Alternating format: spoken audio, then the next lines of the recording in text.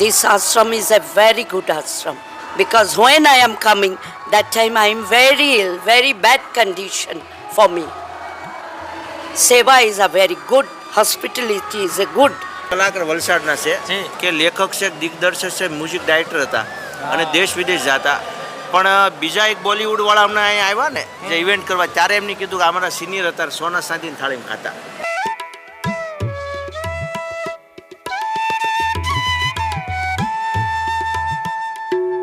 To get something we have to be still and still, that God is working for us.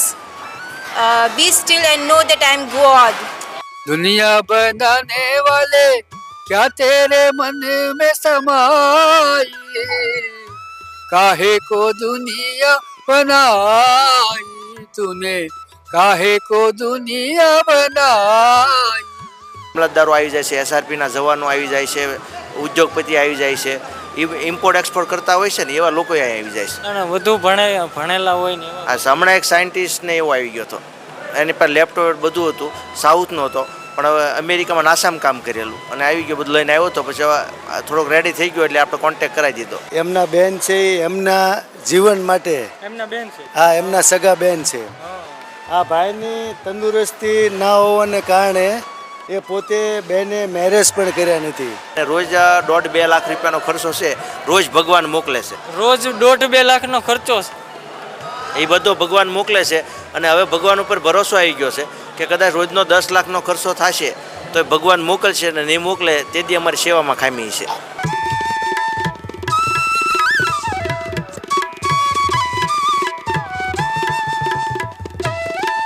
છે ને નહીં, આ ખરેખર જ્યારે આવ્યો ને ત્યારે બહુ તોફાની હતો અને લગભગ કોઈને છે ને એ આમને પ્રેમના હિસાબે જ હારો છો એટલો. હવે છે ને એને પ્રેમ જરૂર છે. અહીંયા છે ને પ્રેમના અભાવે જ ગાંડા થઈને આવે છે અને પ્રેમથી જ પાછા હારા થાય છે.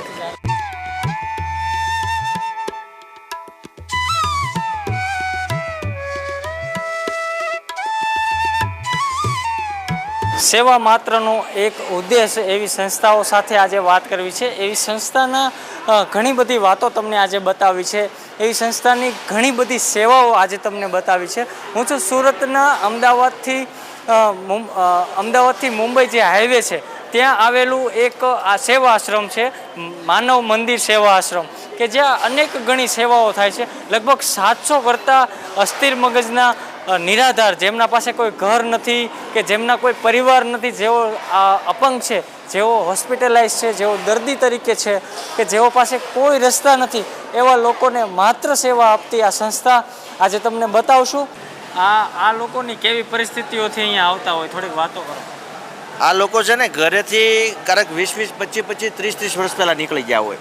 કાલે જ એક કેસ અમે એમપીના હતા, એને 20 વર્ષ પહેલાંના ભાઈ નીકળી ગયા હતા અને ભાઈનો ભત્રીજો લેવા આવ્યા હતા. તો છેલ્લા અમે એક દાદા છે ને મહારાષ્ટ્રમાં હોય 45-46 વર્ષે, એટલે એક પેઢી ફરી ગઈ હતી. અને 30-40 વર્ષવાળા તો ઘણા છે જે લોકોને 30-40 વર્ષ પછી એનો ઘરનો પરિવાર જે મળે અને જીવતા મળે ને, અને એનો જે આનંદ અમે જોઈએ છીએ ને, તો એ તો તમને એમ થઈ જાય કામમાં આપણે અત્યાર સુધીમાં સમાજમાં એક કામ થયું ને તો બહુ સારું, કારણ કે તમારે રૂવાડા ઊભા થઈ જાય એવું દ્રશ્ય હોય છે. અત્યારે જે આ ડીશો તૈયાર કરવામાં આવે છે ને, એવા 80થી 100 જણા છે એ ખાટલામાં જ છે, જે બેડમાં જ કહેવાય, અને એ બેડવાળાને પહેલાં તૈયાર કરીને જમાડશે.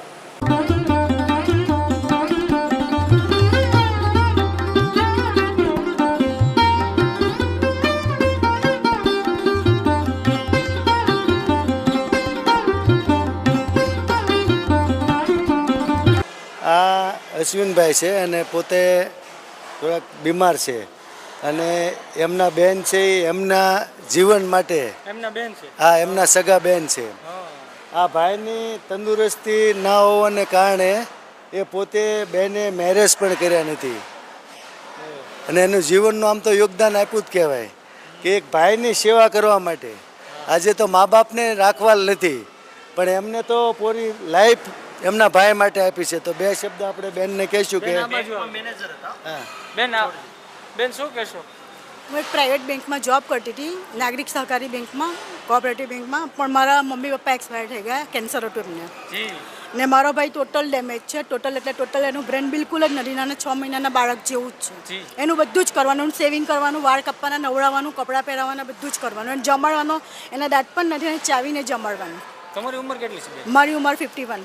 તો બેન 51 વર્ષની ઉંમરે તમે હજી સુધી લગ્ન ન કરે અને પોતાના ભાઈ માટે આજે નોછાવર આપ્યું, અને અત્યારે તો રક્ષાબંધન હમણાં નજીકમાં છે, તો શું કહેશો ભાઈ વિશે? તમારો એટલો પ્રેમ છે તો આપણે ભાઈ બહેનના જે પ્રેમ તો એના તરફી તમે શું સંદેશો આપશો? એના માટે હું શું સંદેશો આપું?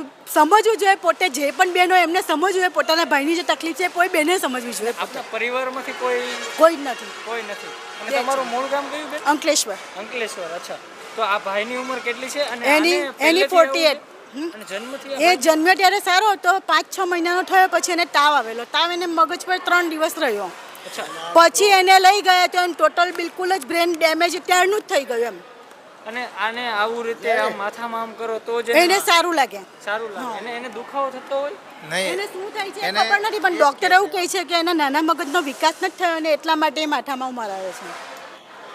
તમે જોવો છો કે આશ્રમમાં ખૂબ વિકટ પરિસ્થિતિમાં દર્દીઓ આવતા હોય છે, અને એની સારવાર માત્રનું કામ આ માનવ મંદિર માનવ આશ્રમ તરફથી કરવામાં આવે છે. બીજું એને હિમોફિલિયા છે. હિમોફિલિયા એક એવી બીમારી છે કે એને કશેથી પણ લોહી નીકળે ને તો બંધ નહીં થતું. બીજી શું છે, એને જો આમ એકદમ ફિટ પકડે તો પણ એને આવા ધબ્બા પડી જાય છે. એને એકદમ ફિટ ને એને પકડે. એ હિમોફિલિયા એમાં શું હોય છે કે એને કશેથી પણ તમે સેવિંગ કરો તો પણ સાચવીને કરો, અને નખ કાપો તો પણ એકદમ બિલકુલ સાચવીને કાપવાના. જરા પણ તમે ટચ થઈ જાય કે તમને લેઝર કે કંઈક પણ ઘા થાય, લોહી નીકળે તો બંધ ન થાય. એના માટે ફેક્ટર મુકાવવા જવું પડે સિવિલમાં.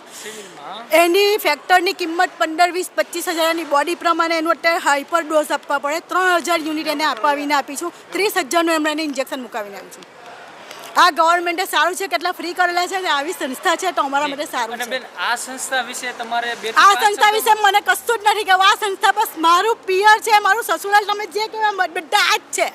સુવિધાની આ સંસ્થા માટે મને આ સંસ્થા માટે કશું જ નહીં કે બધું સર્વસ્વ આ છે મારા માટે. અને બેન પોતે એના ભાઈ સાવી નથી શકતા, એ પોતે સાવે અને ભાઈને ખવડાવે છે.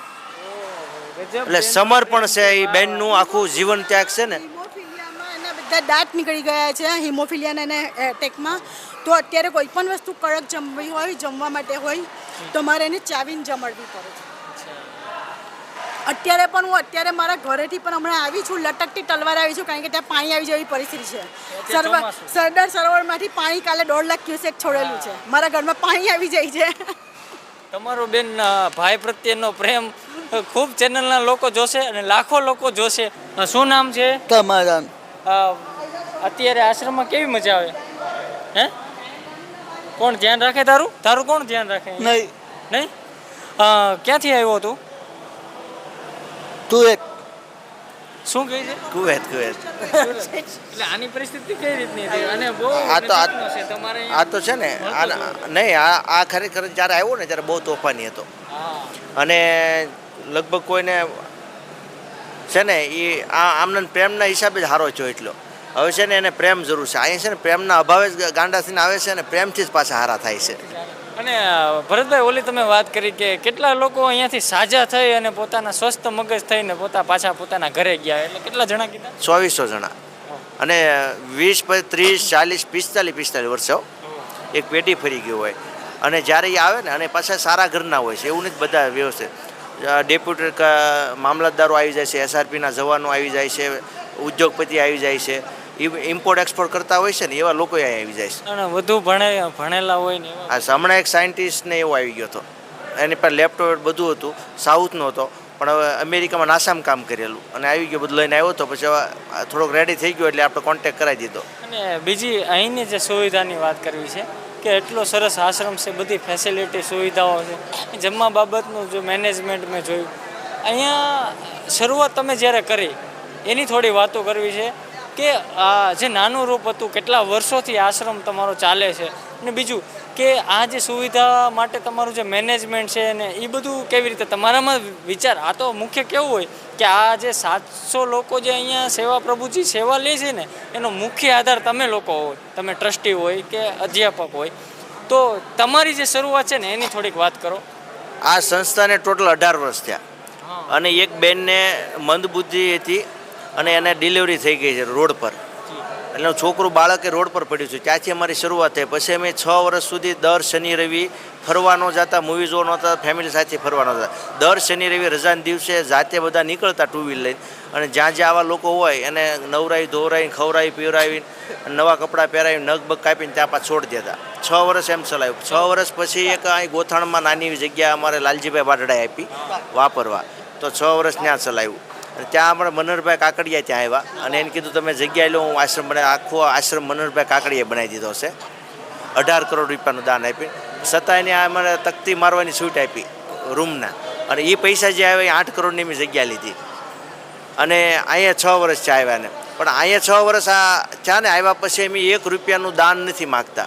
ખાલી ભગવાનને ચિઠ્ઠી લખવી છે, 12 ચિઠ્ઠી છે ઓફિસની સામે, પ્રભુજી માટે ઠાકોરજીને ચિઠ્ઠી, જે જોઈએ એમાં 1 રૂપિયાથી લઈને 1 કરોડ સુધીનું એમાં લખી નાખવી. અને રોજ 1.5-2 લાખ રૂપિયાનો ખર્ચો છે, રોજ ભગવાન મોકલે છે. રોજ 1.5-2 લાખનો ખર્ચો છે, એ બધો ભગવાન મોકલે છે. અને હવે ભગવાન ઉપર ભરોસો આવી ગયો છે કે કદાચ રોજનો 10 લાખનો ખર્ચો થશે તો એ ભગવાન મોકલશે, અને નહીં મોકલે તેથી અમારી સેવામાં ખામી છે. હા ભરતભાઈ, તમે વાત કરી અહીંયા તમારા જે કર્મચારી છે, અહીંયાથી જે પરિસ્થિતિમાં જેને માનસિક રીતે અસ્થિર હોય અને પછી સારા થઈ ગયા અને પછી અહીંયા કર્મચારી તરીકે પોતાની ફરજ બજાવતા હોય, તો એવી કોઈક વાત કરો. એવા અહીંયા આમાં છે ને ઘણા કર્મચારી એવા છે કે ભાઈ પહેલાં તો એ હાવ ગંભીર હાલતમાં આવ્યા હોય અને પછી અહીંયા આવીને સારા થઈ ગયા, તો પછી એને કોઈ રાખે એવું ન હોય, અથવા કોઈ એને રહે એમ ન હોય, અથવા એને ઘર ન હોય, અથવા એના પતિએ લગ્ન કરી લીધા, એના પપ્પા મરી ગયા હોય, પછી લોકો અહીં કર્મચારી તરીકે કામ કરે. તો એવા ઘણા લોકો છે. 45 જણા સ્ટાફ છે, મતલબ 10-15 જણા એવા છે, અને બીજા 50 જણા 100 જણા સારા જ છે, પણ એને કોઈ પગારથી નથી, પણ એ લોકોને કોઈ રાખે એવું નથી, અને 100% સ્વસ્થ નથી થયા પણ અહીં કામ કર્યા કરે છે. એટલે એને એક્ટિવિટી રહે થોડીક, તો એનું તે સર્ક્યુલેશન, એને પાચન શક્તિને દવાની અસરની વધારે થયા કરે, એટલે એ કામ કર્યા કરે.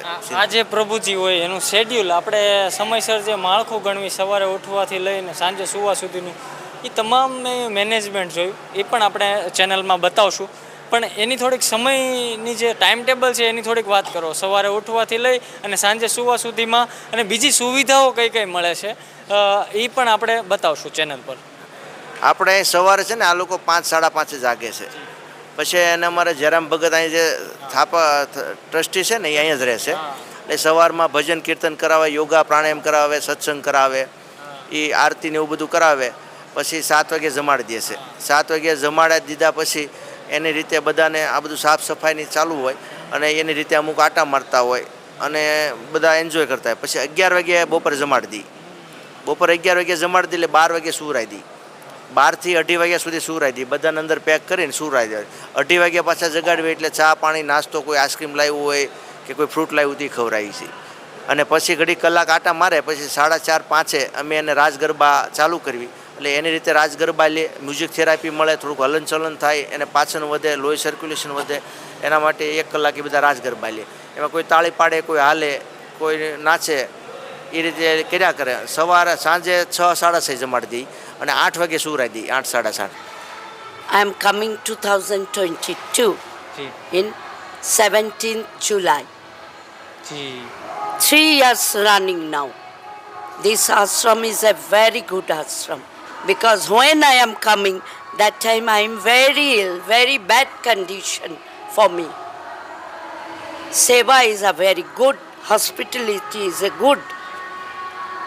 I can't say how to good. Good is a good, super good. I don't want my family. Family not want to me. I am also don't want. This is my family. All are my family. Son and daughter.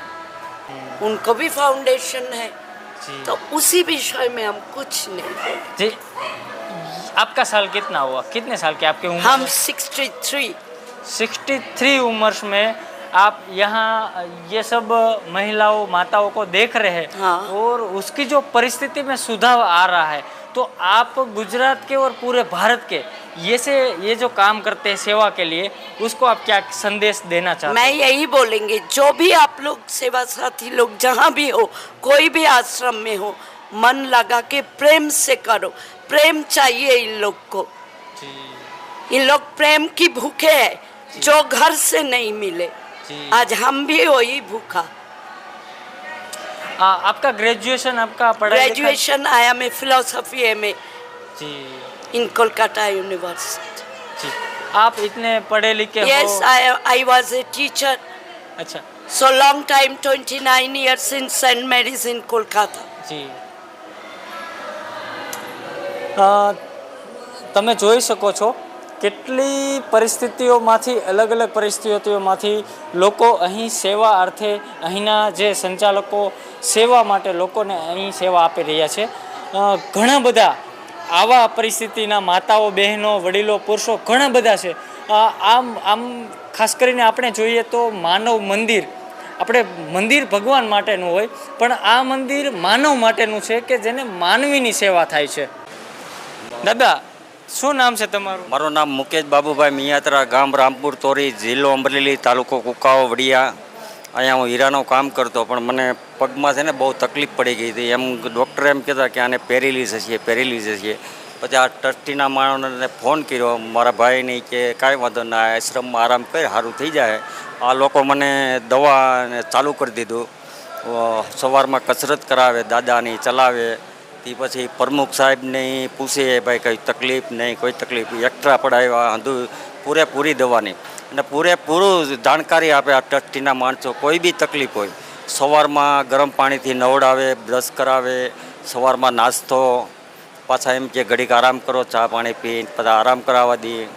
કોઈ અત્યારે દાદા એકદમ ready, અને પાછા બીજા બધા પ્રભુજીની તમે સેવા કરો, એને ખવડાવો પીવડાવો, આ તેનું ધ્યાન તમે રાખો. હા, અત્યારે હું આ ભરતભાઈની દાઢીવાળમાં કામે લાગી ગયો. પાછો અંધાય નો ઊભા થઈ એક તેડીને લઈ આવવાનું અંધી રીતે. આમાં દાઢીવાળ અત્યારે કરી કચરું બચરું નાખીને આવ્યો. સારા થઈ ગયા તો જવું નથી, એ કે મારે અહીં રહેવું છે. મને આજે જ કીધું હતું દાદા એ કે તમારે ઘરે જવું તું જઈ શકશો, તારો ભાઈ આવે તો. મેં કીધું નહીં, મને થોડોક ટાઈમ હજી રાખો, મને મજા આવે છે અહીંયા.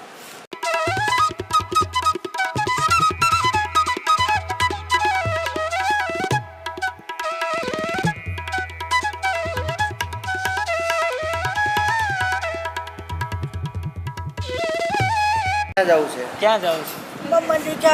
મારા ઘરે. હે, બીજું શું કરવું છે? રોટલી બોટલી બધી બનાવીશ. પછી બીજું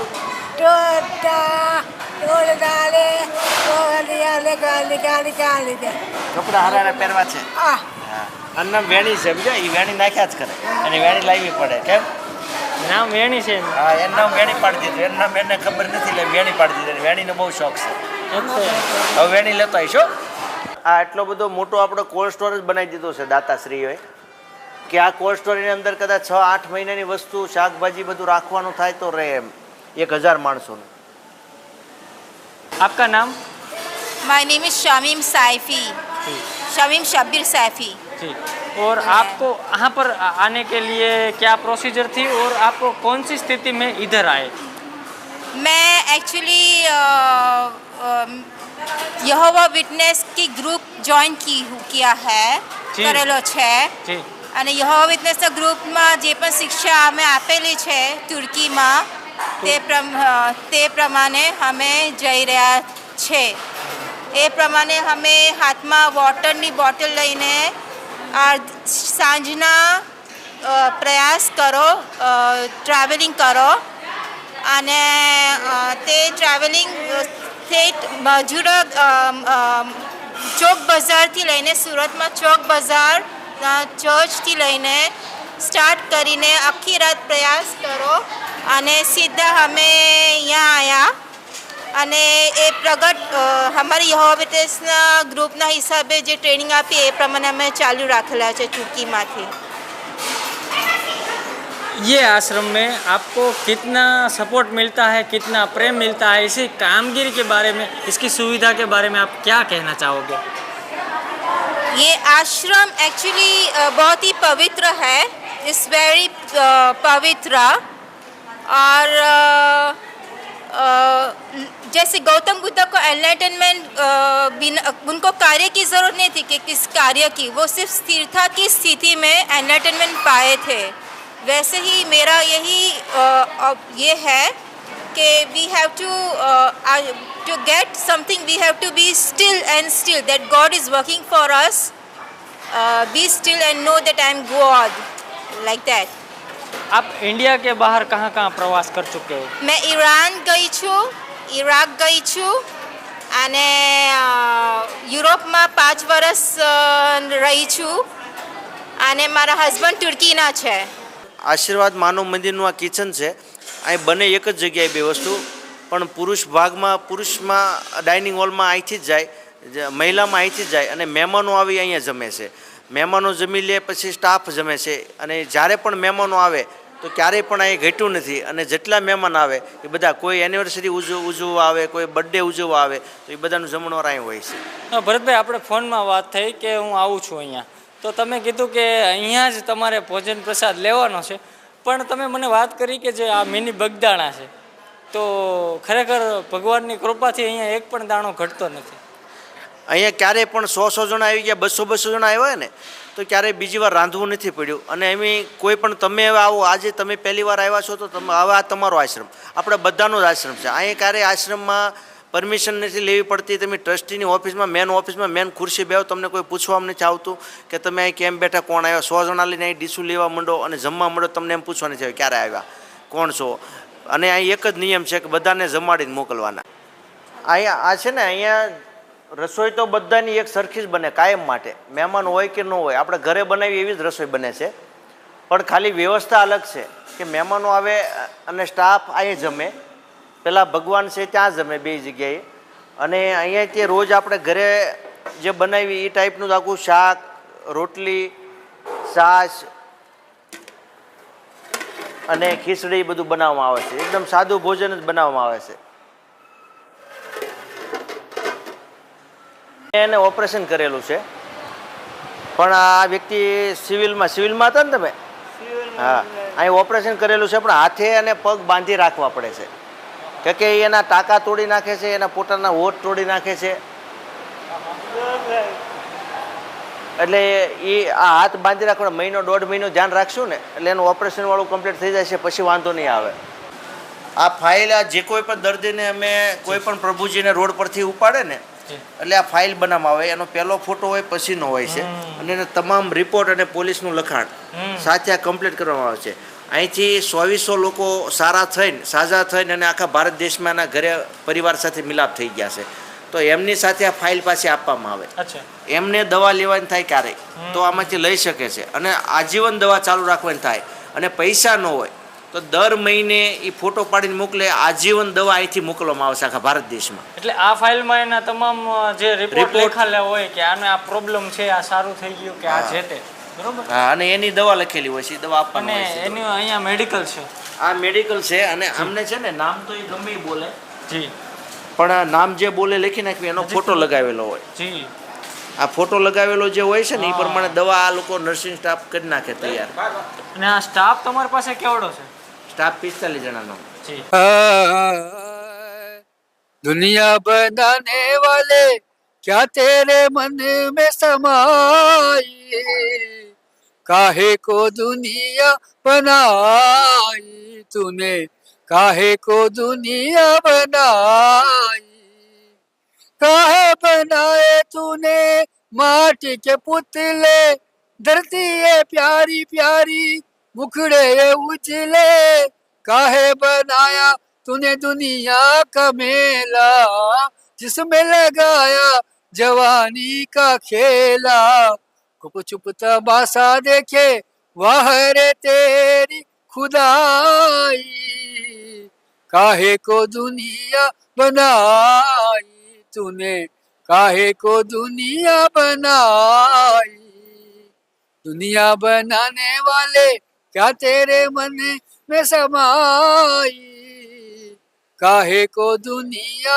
बनाई तूने, काहे को ये दुनिया बनाई, तू भी तो तड़पा होगा मन को बना कर, तूफान प्यार का दिल में छुपा कर, कोई छवि तो होगी यादों में तेरी, आंसू भी छलके होगे पलकों से तेरी, बोल क्या सूझी तुझको काहे को मुहब्बत जगाई, काहे को ये दुनिया बनाई तूने, काहे को ये दुनिया बनाई। આપણે આ આખા ભવનનું મેન મંદિર બને છે, એમાં શિવાલય અને દેવાલય મિક્સ બનાવી છે. વચ્ચે શિવલિંગજી છે અને ફરતા ફરતા 7 દેવી દેવતાઓ છે અને માતાજી છે. અને આના દાતા અમારા છે ને અમેરિકાથી નટવરભાઈ ડુંગર શીખલીના છે, નટવરભાઈ પટેલ, એમના એ દાતાશ્રી છે. અને અહીંયા બધું દાતાશ્રી દ્વારા જ બધું હાલે છે. અને આ બાજુ જે જોઈ રહ્યા છો એ 2 રૂમ છે, એ સંત કુટીર છે, સંતો માટેની 2 રૂમ છે. અને 3 રૂમ છે એ આપણે કોઈ ગેસ્ટ આવે, મહેમાનો આવે એના માટેનો છે, અતિથિ રૂમ. એટલે આ આખું છે એ ગેસ્ટ હાઉસ છે. અને અહીંયા પણ સુવિધા, કોઈ આવે અહીં નીકળ્યા હોય અથવા કોઈને 1 દિવસ રહેવું હોય, 2 દિવસ રહેવું હોય, કોઈને કલાક 2 કલાક આરામ કરવો હોય તો અહીંયા કરી શકે છે.